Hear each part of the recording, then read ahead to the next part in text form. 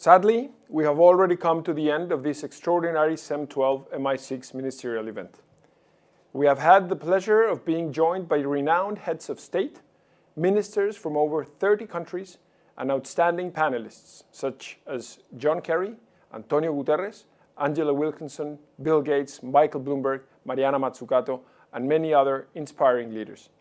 To all of them, I give my deepest gratitude on behalf of the Chilean government and the CEM and MI secretariats. The quality of the information exchanged and the depth of the debate generated this week would not have been possible without the efforts and the commitments demonstrated by all participants. Let me share with you some numbers which give an indication not only of the size and scale of the CEM and MI communities, but also of the growing importance with which the world views the crucial role of the energy sector in the fight against climate change. 380 speakers enriched the discussion and debate during the 5 days of the ministerials. 150,000 people from over 100 countries have enjoyed more than 70 unique events. All had daily access to the different sections of the platform, including a live auditorium, on-demand content, a virtual expo, a digital resource library, and online networking. These are only some examples we can point to as an indication that in spite of the difficult circumstances, it was worth the effort to try an innovative approach to digital international gatherings to make them more diverse and dynamic. As we remain in the midst of a global pandemic, we have made our best effort to show versatility to bring to fruition an event which meets the very high expectations of the member states. The Ministry of Energy and the Chilean government have welcomed this challenge enthusiastically. This is the culmination of the role Chile has played over the last year. It has been a privilege for us to play such an important role in international climate and energy cooperation. We are a small country with a minor impact on global emissions. Nevertheless, since our COP25 presidency, which began in December 2019, Chile's path towards carbon neutrality has gained an important place within the world's most developed economies.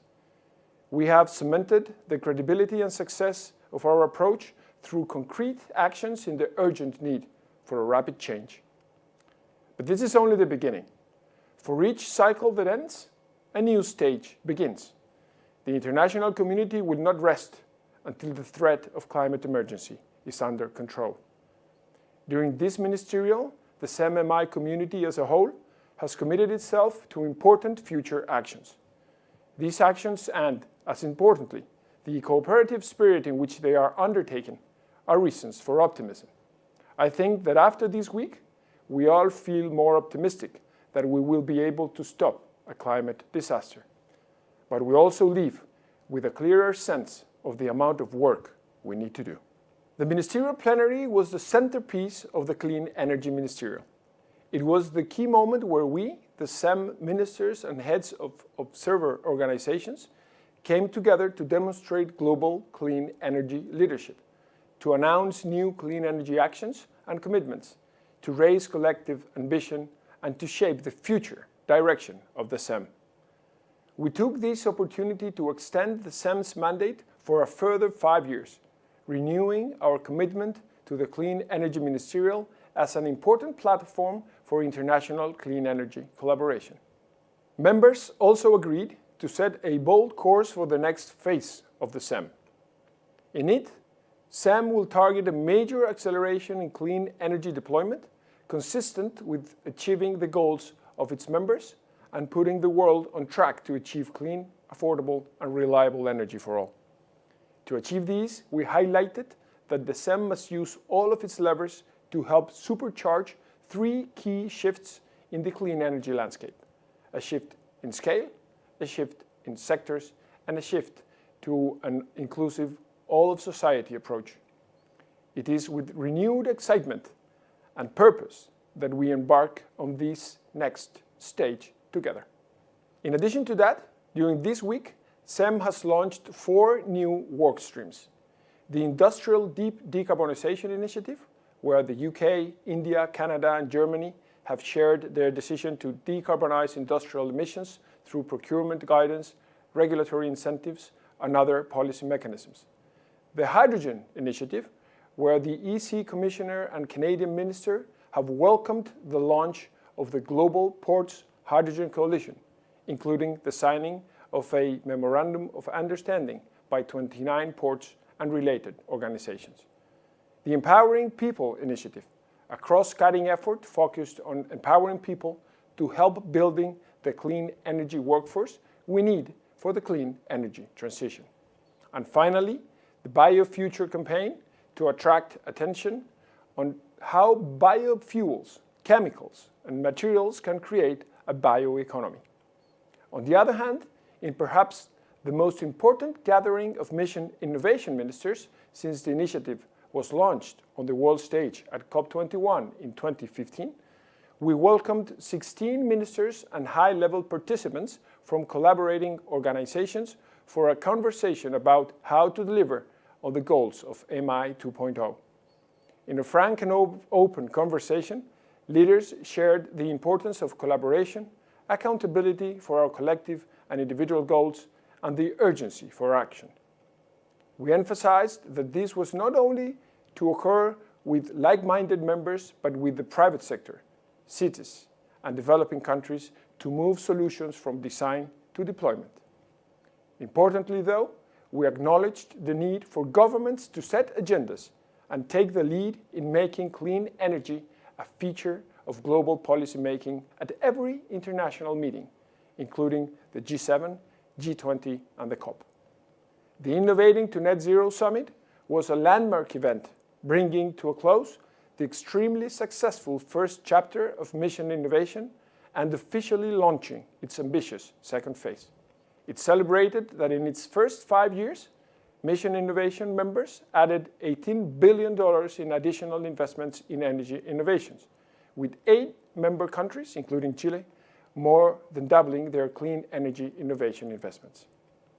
These new investment initiatives included the Clean Hydrogen Mission, with its goal to reduce end-to-end cost of clean hydrogen to $2 per kilogram by 2030, the Green Powered Future Mission, that will demonstrate the potential to integrate up to 100% variable renewable energy by 2030, the Zero Emissions Shipping Mission, where 5% of the global ship fleet will run on zero emissions fuels by 2030, and the Innovation Platform that will provide certainty in emerging clean energy solutions. These initiatives will catalyze global action through public-private collaboration that can lead to tipping points in the cost, performance, or scale this decade. They will also build confidence in clean energy solutions to support all countries in planning ambitious clean energy transitions. In this global effort, where each country, either big or small, has a role to play, it is a great honor to invite the United States of America to organize the next version of these important events.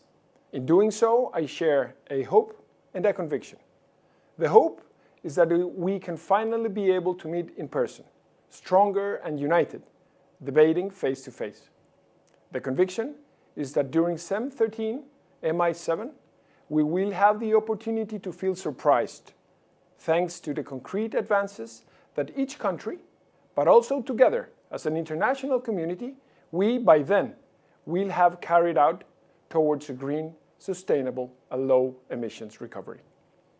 We're doing that for ourselves, but especially for future generations. They are the ones that force us towards developing clean energies and innovation. Without hesitation or decline, let us be optimistic and committed to these tasks. Everything depends on us. Or, as Antonio Machado said, caminante, son tus huellas el camino, y nada más. Caminante, no hay camino, se hace camino al andar.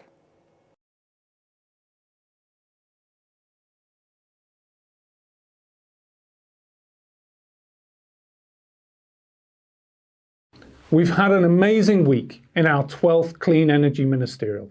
We've had a great time, heard a lot, learnt a lot, and achieved a lot. We're a little exhausted right now, but we're also really inspired for the future. My deepest gratitude to Chile, to Minister Jobet and his amazing team for all their hard work and friendship in hosting CEM12. they did an exceptional job in extraordinary circumstances, and they and everyone in Chile can be very proud. Our entire global clean energy community is very grateful to you for your hospitality and your leadership. What happened at CEM12? Well, there's too much to tell you about here, but I don't need to tell you about it here because you can still check it all out at CEM12mi6chile.com or at www.cleanenergyministerial.org. It's all available on demand to watch, read, download, whatever you want to do. But the end of the ministerial is not the end of the story. CEM12 confirmed the start of a new, more ambitious phase of the Clean Energy Ministerial, one that is endorsed by all of our ministers and partners around the world. The CEM is, simply put, international collaboration in action. So be inspired and come and collaborate with us for a clean energy future. And if I don't see you before, I look forward to seeing you at the 13th Clean Energy Ministerial hosted by the United States in 2022. Until then, stay safe and take care. Thank you.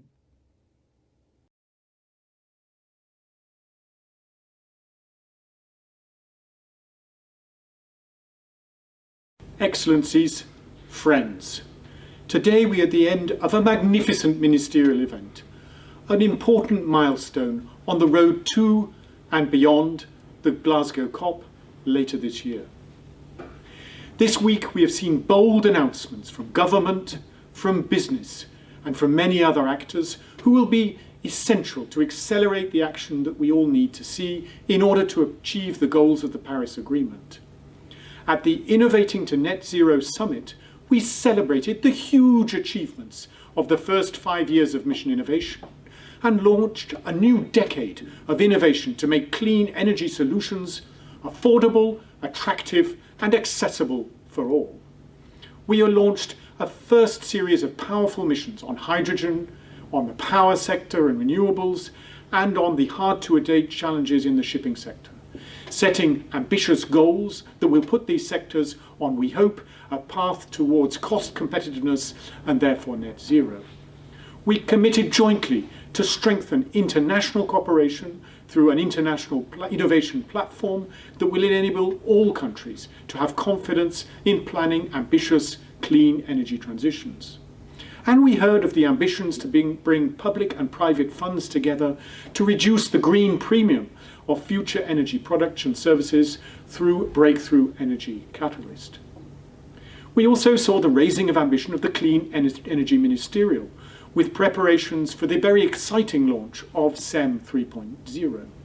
Mission Innovation and the Clean Energy Ministerial share a combined goal to accelerate innovation, accelerate deployment through action-oriented international cooperation in order to make clean energy solutions the best option for the planet, but also to create opportunities for the economy and for jobs and for our society.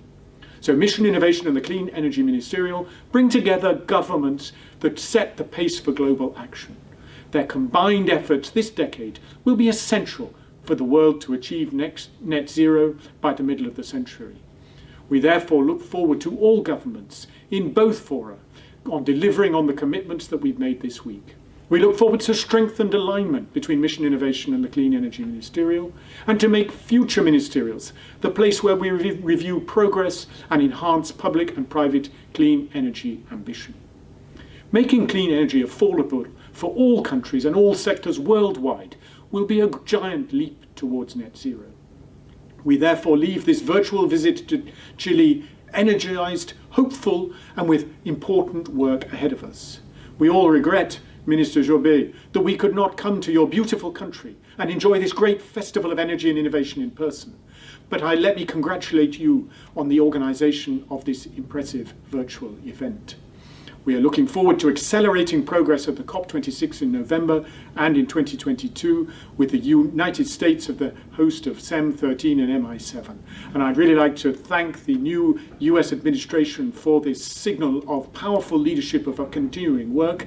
And in conclusion, ladies and gentlemen, let me pay tribute to the amazing work of our Secretariat, of Jenny Dobson and the colleagues who over the last months have worked so hard to pull this important event together. And I look forward to seeing you all again very soon. Thank you.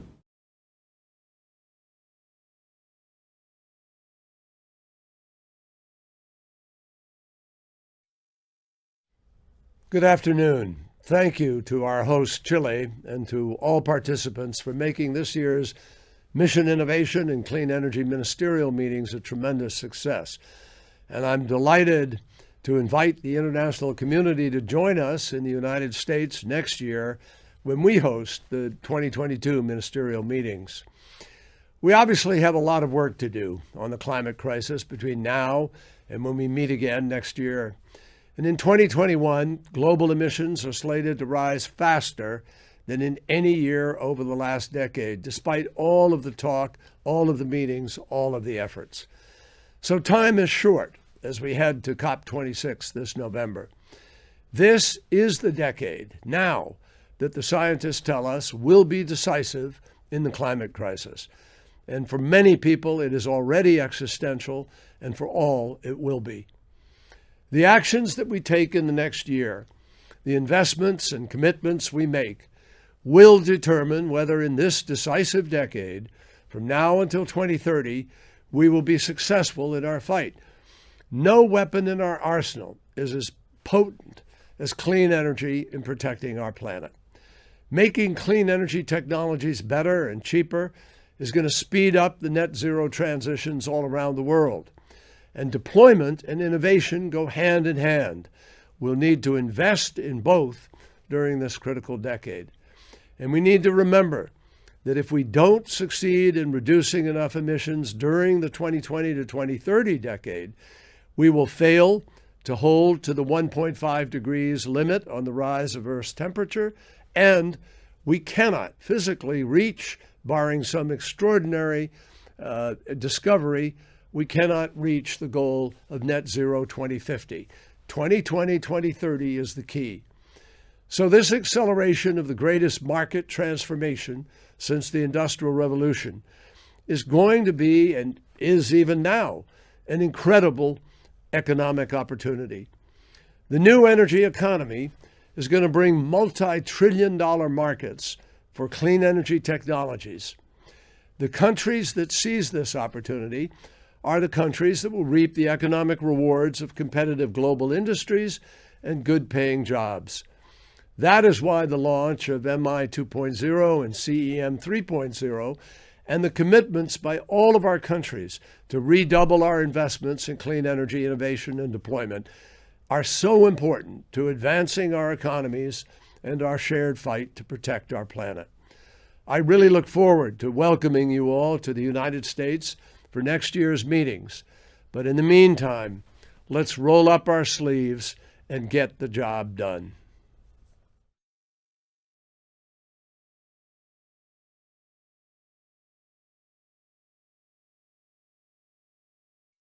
Hi, this is Dave Turk. I'm the Deputy Secretary of Energy here in the United States, and it's a pleasure to be with you all today for the CEM and Mission Innovation Ministerial meetings.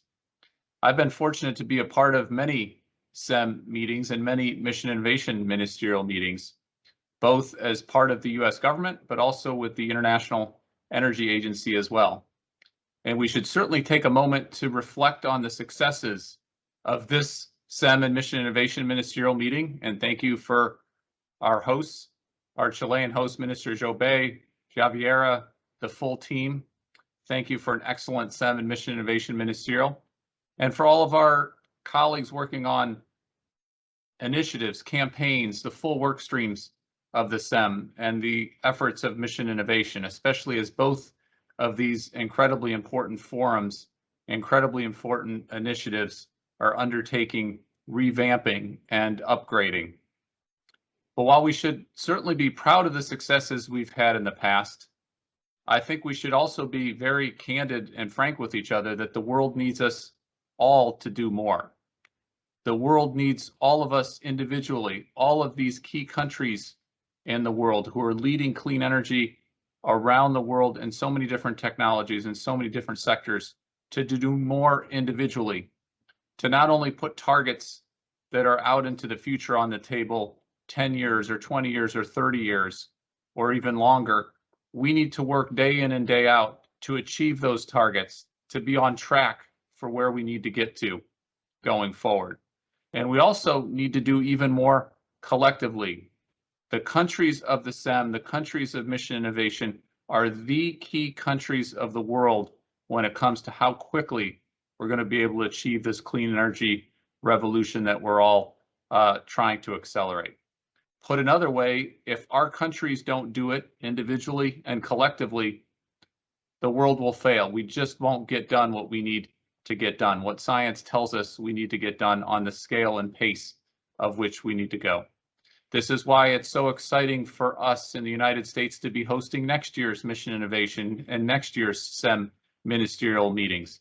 And we look forward to working with all our CEM and MI colleagues day in and day out between now and next year to make sure we're living up to the responsibility that our countries have individually and collectively through these incredibly powerful platforms of CEM and MI. And now it gives me great pleasure to hand this over virtually to my boss, the Secretary of Energy, Jennifer Granholm, who's a terrific champion, not only and visionary leader for us at the Department of Energy, but throughout the U.S. government and throughout the world. Madam Secretary.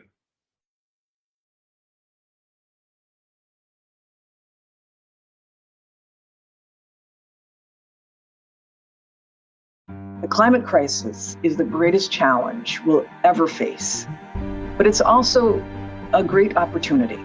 Through fearless technological innovation, ambitious clean energy deployment, constructive international collaboration, we can build a net zero carbon economy that creates millions of jobs and lifts our citizens into greater prosperity. And that is why I'm thrilled to invite you to join us for the 13th Clean Energy Ministerial and the 7th Mission Innovation Ministerial next year. We are so excited to host these events in the United States for the 3rd time, and once again, demonstrate our renewed commitment to raising our ambitions for climate action. Within these past few months, the United States has set really big goals to cut our greenhouse gas emissions 50% by 2030, to shift to 100% clean electricity by 2035, to reach net zero emissions by 2050. And all across the Department of Energy and our 17 national laboratories, we are all in on generating good paying jobs and investing in marginalized communities. So I look forward to sharing our progress following the first year of MI 2.0 and CEM 3.0 and working with you to map out a path to even bolder, faster action. We face a daunting task and the stakes are as high as they can go. But I am confident that together we can unlock the technologies that we need to cut emissions, to conquer climate change, and to create for our children and our grandchildren a better and fairer and cleaner future. So let's get to work. I'll see you in 2022.